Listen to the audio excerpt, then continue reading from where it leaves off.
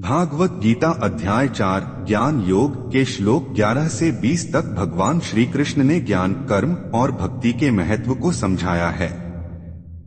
तो दोस्तों, समय को विलंब न करते हुए चलिए शुरू करते हैं। जय श्री कृष्ण। यथामा प्रपद्यन्ते तांस्तथैव भजाम्यहम् मम वर्तमानुवर्तन्ते मनुष्याः पार्थ सर्वशः। जैसे जैसे लोग मेरी शरण में आते हैं वैसे वैसे मैं उन्हें फल देता हूँ। हे अर्जुन, सभी लोग भिन्न भिन्न मार्गों से मेरे ही पास आते हैं। भगवान कहते हैं कि सभी मार्ग मेरे ही हैं, चाहे कोई भक्ति, ज्ञान या कर्म का मार्ग अपनाए।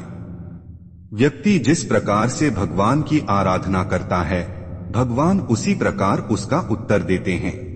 कांक्षन्तः कर्मणा सिद्धि यजन्त इह देवता है क्षिप्र ही मानुषे लोके सिद्धिर्भवति कर्मजा। जो लोग कर्मों में सफलता चाहते हैं वे देवताओं की पूजा करते हैं, क्योंकि मनुष्य लोक में कर्मों से सफलता शीघ्र मिलती है।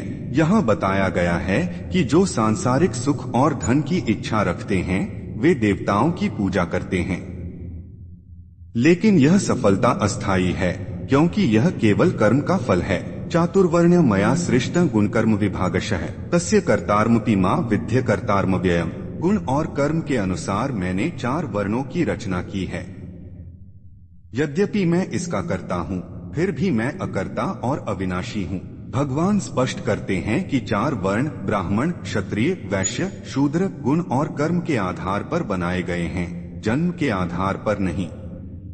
हालांकि भगवान ही इन सब की रचना करते हैं, वे इससे अप्रभावित रहते हैं। न मा कर्माणि लिम्पन्ति न मे कर्मफले स्पृहा इति मा योभिजानाति कर्मभिर्न स बध्यते। मेरे कर्म मुझे बांधते नहीं हैं, नहीं मुझे कर्म के फलों की कोई इच्छा है। जो व्यक्ति इस सत्य को जानता है वह कर्मों से बंधन मुक्त हो जाता है। भगवान कहते हैं कि जो मनुष्य उनके इस दिव्य स्वरूप को समझता है वह अपने कर्म करते हुए भी उनसे बंधता नहीं है। यह निष्काम कर्म का महत्व दर्शाता है। एवं ज्ञात्वा कृतं कर्म पूर्वैरपि मुमुक्षुभिः कुरु कर्मैव तस्मात् त्वं पूर्वैः पूर्वत्रं कृतम्। इस ज्ञान को जानकर ही प्राचीन मुनियों ने मुक्ति प्राप्त करने के लिए कर्म किया, इसलिए तुम भी वैसा ही कर्म करो जैसा उन्होंने किया। भगवान अर्जुन को प्रेरित करते हैं कि वे भी पूर्वजों की भांति कर्म करते रहें। यह कर्म योग का उपदेश है, जिसमें भौतिक आसक्ति के बिना कर्म करना सिखाया गया है।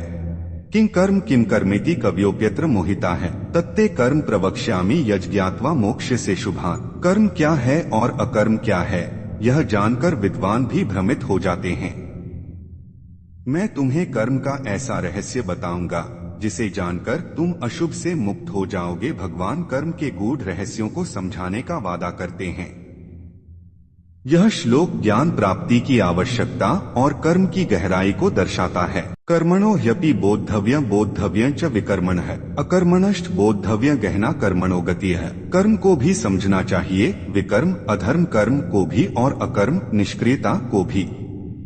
कर्म की गहराई को समझना बहुत कठिन है। यहाँ बताया गया है कि केवल कर्म करना ही पर्याप्त नहीं है, बल्कि यह जानना आवश्यक है कि कौन सा कर्म उचित है, कौन सा अनुचित और कौन सा निष्काम। कर्मण्य कर्म यह पश्येत कर्मणि च कर्म यह स बुद्धिमान मनुष्येषु स युक्तः कृत्स्न कर्म कृत। जो व्यक्ति कर्म में अकर्म और अकर्म में कर्म को देखता है वही मनुष्य में बुद्धिमान है और योगी है। भगवान अर्जुन को समझाते हैं कि जो निष्काम भाव से कर्म करता है वह वास्तव में अकर्म करता है।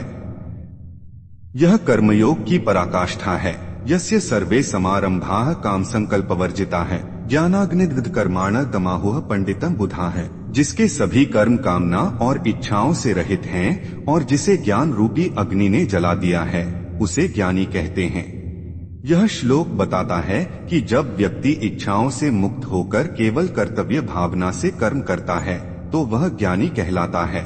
त्यक्त्वा कर्मफलासंगं नित्य तृप्तो निराश्रयः कर्मण्यभिप्रवृत्तोपि नैव किंचित करोति सः। जो व्यक्ति कर्मों के फल से आसक्ति त्याग कर सदा संतुष्ट रहता है और किसी पर निर्भर नहीं करता, वह कर्म करता हुआ भी कुछ नहीं करता। निष्काम कर्म का सिद्धांत यहाँ पुनः बताया गया है। ऐसा व्यक्ति संसार में रहते हुए भी मुक्त रहता है। सारांश, इन श्लोकों में भगवान ने कर्मयोग, ज्ञान योग और निष्काम भाव से कर्म करने की महिमा का वर्णन किया है। कर्मों को सही तरीके से करने और उनके परिणाम से निर्लिप्त रहने का महत्व समझाया गया है। चलिए मिलते हैं अगले पार्ट में। जय श्री कृष्ण।